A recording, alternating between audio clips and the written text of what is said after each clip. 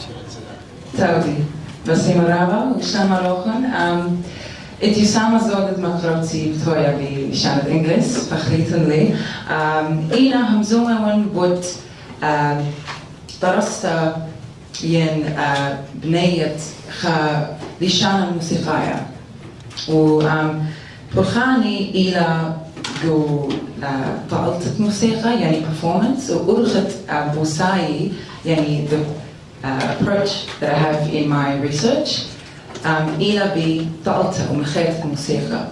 So I'm just saying that today I'll be talking about the development of a musical language, even though I'm not speaking in our language, and that my form of research is performance. So I use performance to understand the world around me, and that guides my kind of theoretical thinking and thesis writing.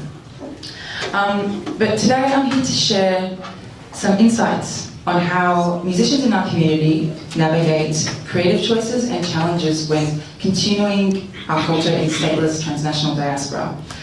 I'm also going to be speaking about a very special creative project that I've been working on for the past few months in Sweden. Just about, in terms of this idea of creating music in stateless diaspora, the reason why I emphasize that is because of our statelessness and ongoing displacement, music takes on an even more intense role in articulating Assyrian identity, community belonging, and the connection to homeland. And this condition, this experience, raises the stakes for musicians like myself, because melodies and rhythms and instruments represent more than just artistic tools. They narrate our histories, and they actually become tools for cultural survival. The story that I want to share is something that began a year ago when I came to Sweden to meet the late and great, beloved Malfono Nuri Iskandar, a pioneering composer musicologist and devoted keeper, creator, and transmitter of indigenous Assyrian culture. It's really difficult to summarize just how significant his loss has been for our community, but I do want to share a few words about what meeting him meant to me. Malfono was a carer of our culture and an innovator.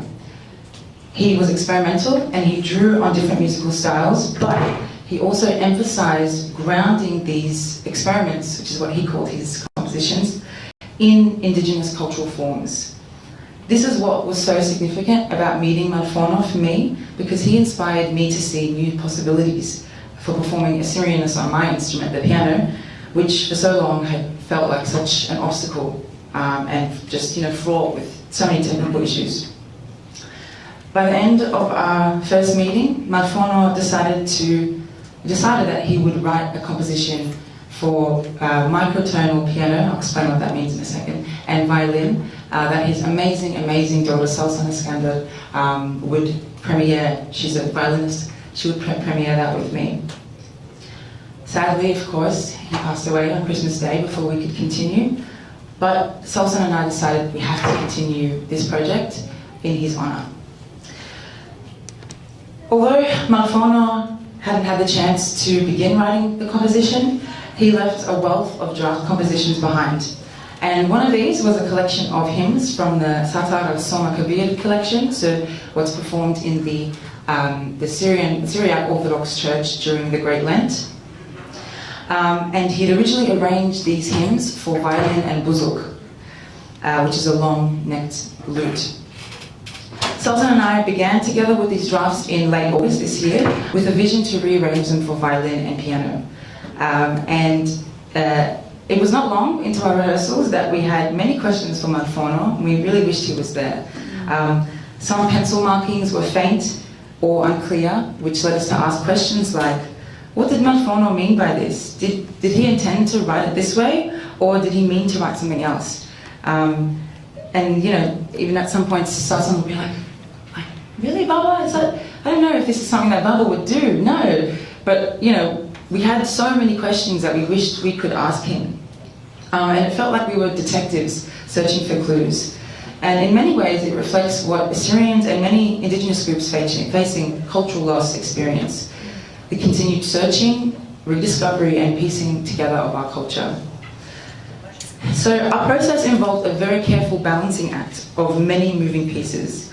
Number one, we are working with a sacred and underdocumented tradition.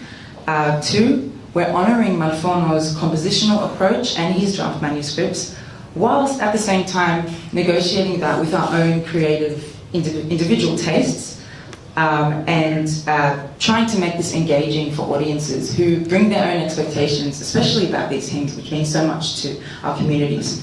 So clearly we can see there are so many points and issues and aspects to discuss in this, and we don't have a lot of time already, I'm talking so long. So I'm going to try to move through this, but I'm just going to explain and speak about some of the challenges and creative decisions that we've had to make. And the idea is just to show you what this experience is like for musicians in diaspora, and how we're trying to figure this out. We don't have the answers yet, but this is our first step. Okay. So we generally devised a method that was quite conservative. We tried not to do too much, and the whole idea was to express and convey the spirit of these hymns, whilst trying to figure out how to do that on our instruments, which weren't necessarily created with the Assyrian musical tradition in mind. Right? The piano particularly is not a very flexible instrument, which means we had to make a lot of changes. And in addition, Malfono's handwritten manuscripts had a lot of incomplete sections, and we had to fill those gaps, which means that we had to make a lot of decisions on our own. And some of that meant that we went against what Malfono wrote, or we had to, just add a little bit of our own interpretation. And while we were trying to figure out, what the spirit of these hymns were and how to best convey them, I had to think about these ideas of spirit, right? In our conversations about culture. In my research in general, there are two terms that come up quite a lot, and I'm going to explain them now, just briefly.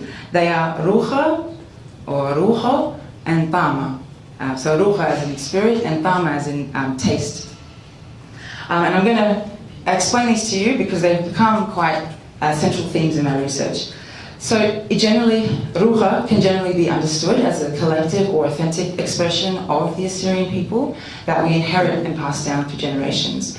A lot of the times when I speak to Assyrians in our community about how to find the rucha in our music, they always point me to our churches. And just speaking of our community and thinking of the common ancestor that links our various churches together, it's the Edessan rite. That's always recommended to me. Go and think about the Edessan tradition, the Edessan school. And that's also the common ancestor between Salson and I in terms of the communities that we belong to. I grew up in a community that was connected to the Assyrian Church of the East. Okay, so that's the first concept. Tama refers to taste, and we have a lot of idioms actually that use this word in different ways, like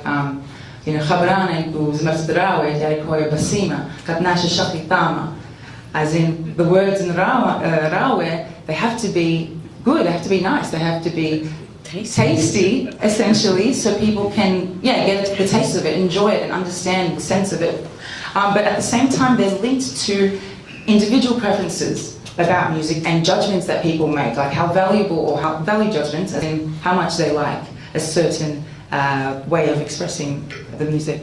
And often it's linked to other terms to do with tama, like flavors and spices and baharat and all these kinds of words. And the important thing that I want to point out is that in the conversations where people use this word, I often find that it is a temporal concept, as in it shifts over time and people's understandings of tama can be context dependent. Okay, running out of time. It's okay, 10 minutes. Oh, okay, good. Hold on. Oh no, my beautiful video. Oh no, we're getting there. So the interesting thing about tama, I will say, is that it's not fixed. I said this, right? The temporal aspect, it can shift. And when it comes to these two concepts, rucha and dharma, right? I've just explained them to you as two separate categories.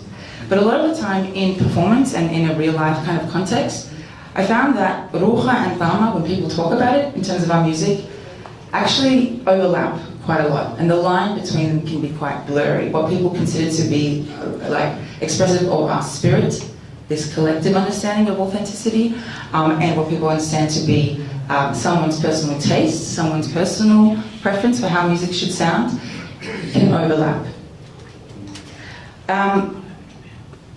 Individual tastes and creative choices that people make at times can be seen as just someone's own addition or someone's own interpretation of music, but over time it's possible for these individual choices to become accepted as part of rucha, or something that represents the collective spirit, and also they can be rejected too. So I want to walk you through just two anecdotes from my research that illuminate or show you how the rucha and dharma concepts can overlap. And it's quite jumbled up, but I guess the idea is to show you just how fluid these two concepts are. Okay. So, a lot of our conversations about music and what we need to do with our music, I have found, have revolved around the org, or the Oriental synthesizer, right? And how we really need to do something with our music, and you know, basachina khalas, like enough with the org, right? It's ruining our music. And a lot of the times people feel like it has actually impacted our music negatively. But as a pianist, I actually find this instrument to be quite fascinating. Why? Because it is versatile. It can produce a lot of different sounds and instruments that remind us of home. And it's also portable, which is very important for us because we are a transnational community. So we're able to transport these sounds wherever we go.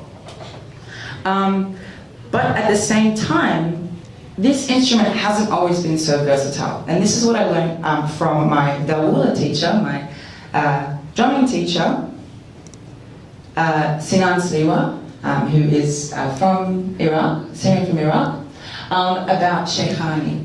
So he told me a story about how nowadays dawula players play a fake Sheikhani. And his theory is that it is a result of the influence of the early org synthesizers, which only had preset rhythms, dance rhythms, like Arab rhythms essentially. And because musicians didn't have a choice, they had to search for the rhythm that sounded closest to our music, and Sheikhani particularly. And the closest rhythm was the maqsoom. And I just want to show you, I think it's better if I just show Sinan actually speaking about this. So he's going to play for me the fake Sheikhani, what he calls the fake Sheikhani, influenced by maqsoom, and then he'll show me what he believes is the real Sheikhani. Oh, sound. Tachota. Sound. Okay. From current slide. Okay.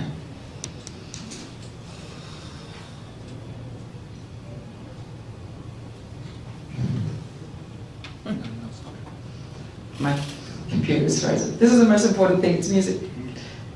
From your computer? Okay, I will try to play it and use my microphone. Okay, I can, hold on. Settings. Yeah. Okay, this is the fake Sheikhani.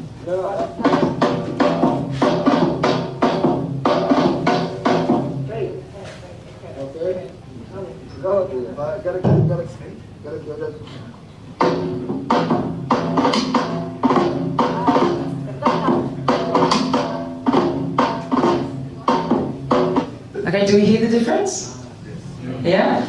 Doom, tek, doom, tek, doom, tek, doom, tek. So the stop after doom, tek is very important in Sinan's version of Sheikhani. And so I asked him how he figured this out. And he told me that it took him up to 10 years, almost 20 years actually, he said, to figure it out. And he did this by listening to Assyrian song lyrics and the actual Assyrian language. So he follows the language to let him guide the phrasing of his Sheikhani. And so, can we hear this? He asked me to sing while he danced. Play.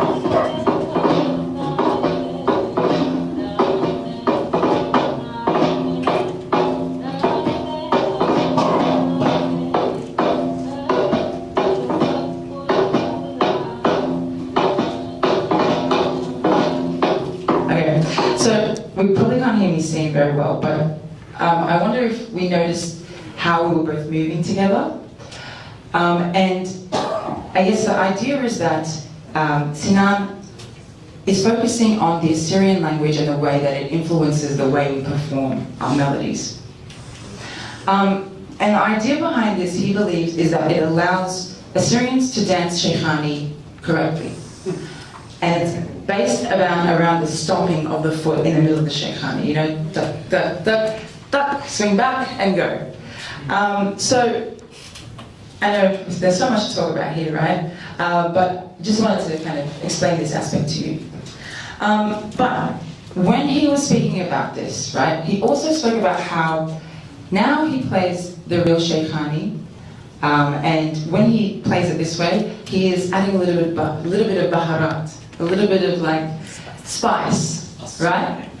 So this is an approach that he developed individually, independently, by listening to Assyrian music in order to express the ruha, which is a collective view of Assyrian music. Because, you know, if you think about Sheikhani, the collective understanding of Sheikhani, a lot of people speak about how it's something that was danced as a pre-battle warm-up right in the mountains of Hakkari, right? The idea was for people to warm up and get into the spirit of fighting.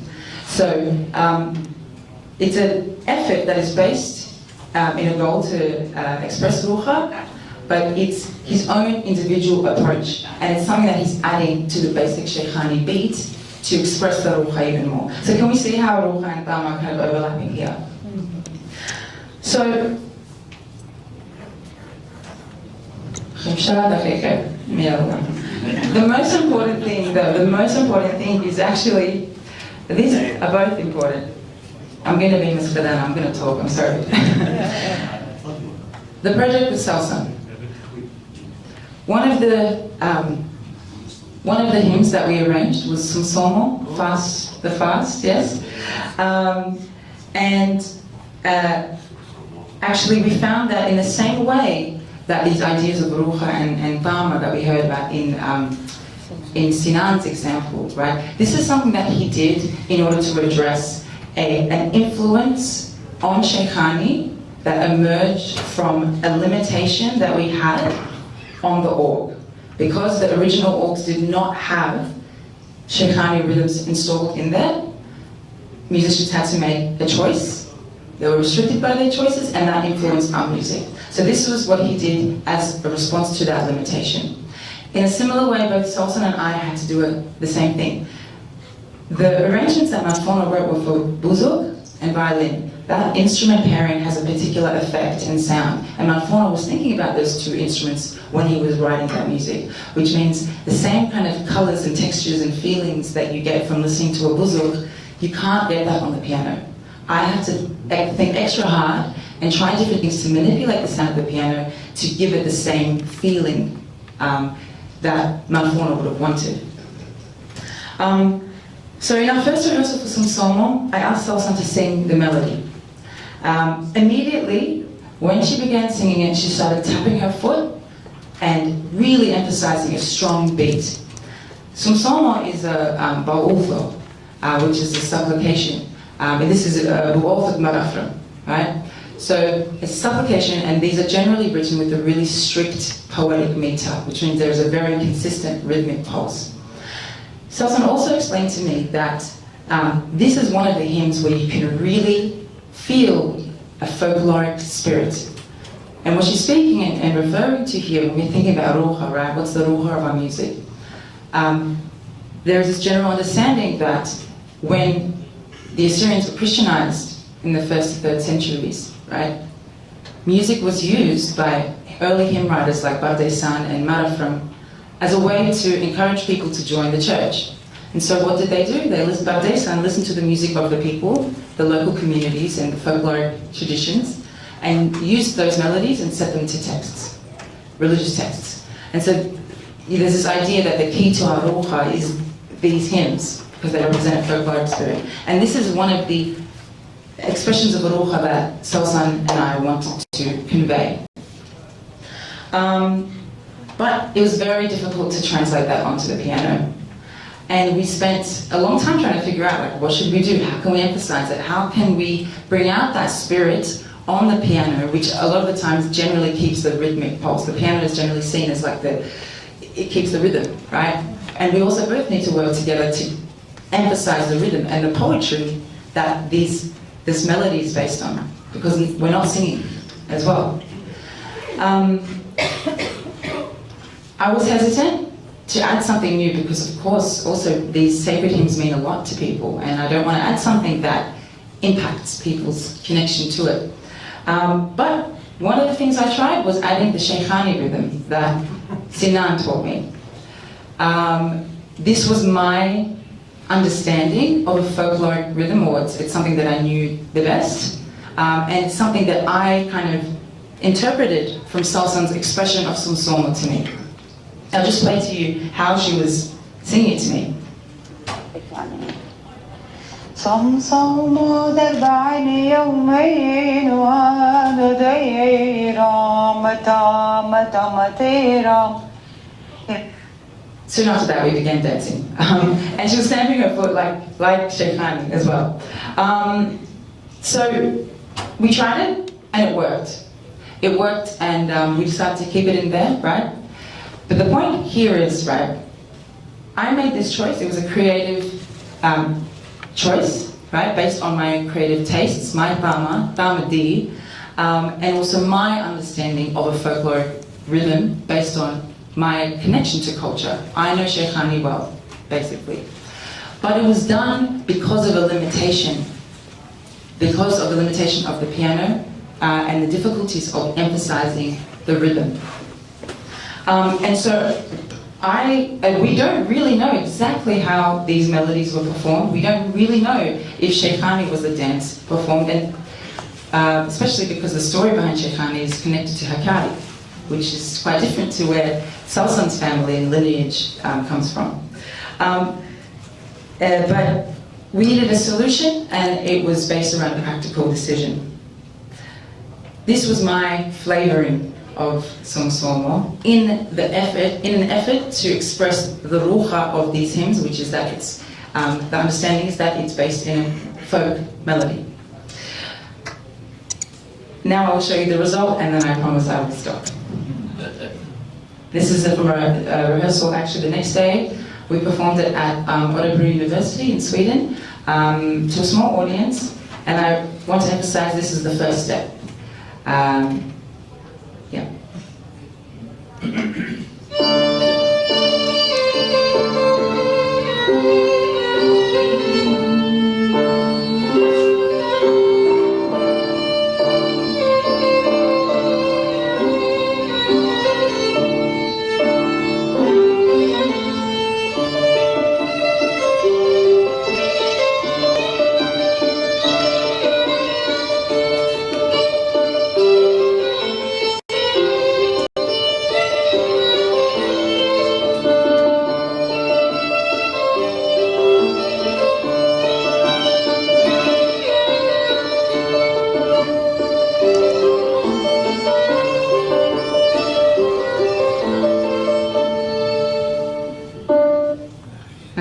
This is a short little excerpt.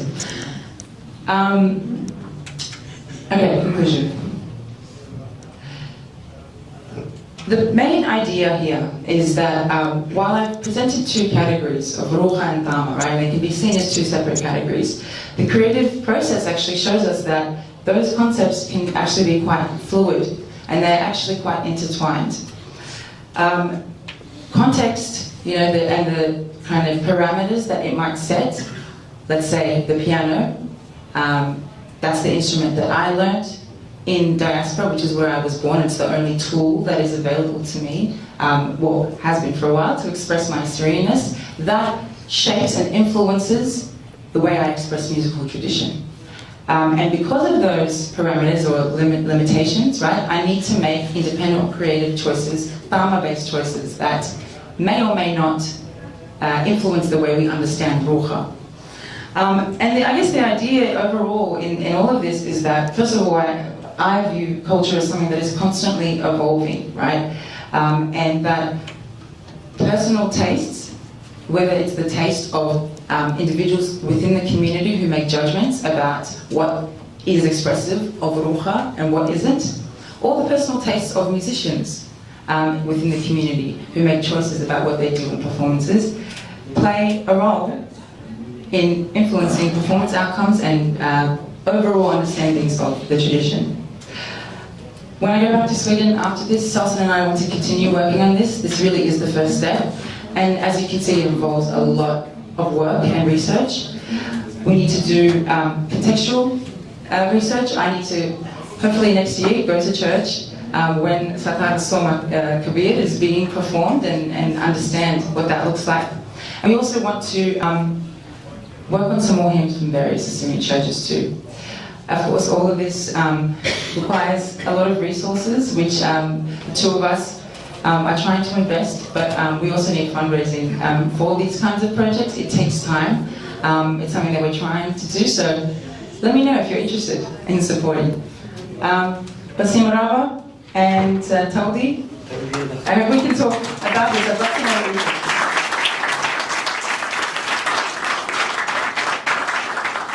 Thank you, Lolita. That's fantastic. I love when research can be part of culture in this way, as you see it. From my theological studies some years ago, I learned that the Western theology has a focus on seeing, understanding theology, while the Eastern theology has a focus more of tasting, kissing, touching.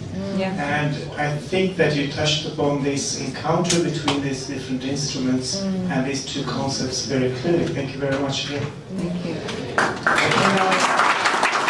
Can I invite the audience to dance or to sing or maybe ask any questions? What do we think? 1 minute.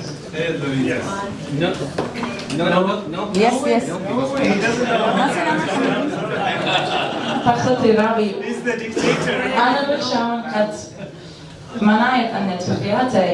We are going to have a round table. Yeah, don't worry about it. This is why. So you are going to have your chance to have questions for all the speakers Yes. Okay. after this one. Well, this is about music, right? This project, and the most important thing to me as a musician in general is that it's something that connects with people too. So I would love to know what we all think. Please do come to me and speak to me. Let's talk. I hope we can, as a group, speak about this some more as well. Totally, we'll see what I want.